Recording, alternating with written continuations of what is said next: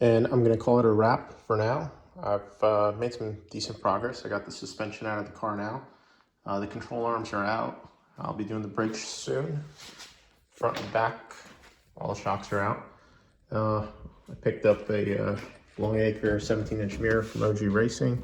And this thing needs a little bit of a modification so I can get it really far away from me. And it's just gonna have a little bracket that I need to put in here between this and this piece. So that's in, fire suppression is in. This thing, it's really coming together now. I ordered a new Sparco harness, new trick Sparco harness in blue that just came out, new model. Look forward to showing you guys that. And that's really it. Now the other part of the project, go and list parts for sale that have come off the car. One other thing that I have left to do is install the Cartek battery isolator, which is going to go somewhere in this area. And then I will be taking this differential and removing the limited slip from it and sending that off to OS Geek, and it's pronounced, but I just call it OS Geek, whatever most people do, and get that thing back in the car. So this project is coming along.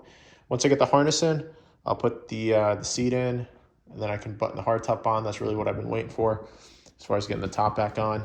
And then the wing has to go back on, and a little bit detailing, and then I'm probably gonna end up wrapping this car. Maybe Nardo Gray, looking for some good suggestions on that. And that's where we are. Here's a quick status update on the car. I've got the seat installed. I got some blue matching harnesses to go with my steering wheel as well as my paint color. I think they look great. The seat's mounted in nice and firm. Little tip, I always tape up edges that are touching here because these Sparco seats tend to rip easy when they're rubbing against anything. Kind of a bummer. The seat looks great in there. It's mounted using the PCI seat bracket. I still have to go and just make sure everything's good. When it is, then I'll wrap these harnesses, put them in a nice loop. I'll show you guys a picture when I'm done. Just to tuck them away, look nicely. I got the gauges in the car. I'm pretty happy with those, how they came out. The wing is back on the trunk. The coilovers are on the car, and I have the brakes left. That's the last major thing I have, and then it's just a bunch of tidy up stuff. So quick update, looking great. All right, let's talk a little bit about the battery isolator. Basically, for wheel-to-wheel racing, you're required to run a kill switch. So back in the day, they used to just have these big knobs that cut off the negative from the car. There's more sophisticated methods of doing it. Both methods work. I like this one better. The other way is maybe like 20 or 30 bucks. This one, unfortunately, is about $300, but it better protects the system of the car and everything else like that. So basically, this is a Cartek battery isolator. And what it does is allows these kill switches to basically turn off the car. Really simple setup. All you have to do is basically have the battery ground, so the battery negative goes to here. This gets chassis mounted. One positive source here, and then one to ignition or fuel. And you can do it all right here in this area. So let me get this wired up, and I'll show a video of how that looks when it's done. So this isolator is going to take over where the battery terminal, the negative, is mounted.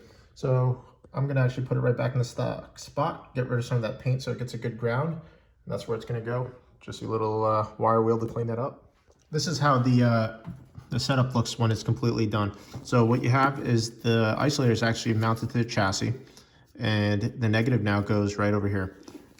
The ECU, ignition, fuel wire, and the 12-volt battery wire, they go right over here with the 40 amp ignition main. So that gives you the ability to kill power just with this kill switch right here. It gives you your power button and kill switch option right in here. And that's really it. Nice and simple setup. It kills the negative, it kills your ignition, and that way in the event of something very bad happening and rescue workers coming to save you, they can kill all the power to the car in case there's a fire or anything else happening with the electrical system and the engine's running, whatever's going on, they can kill everything. So huge safety feature required for wheel-to-wheel. I'm glad it's on the car now.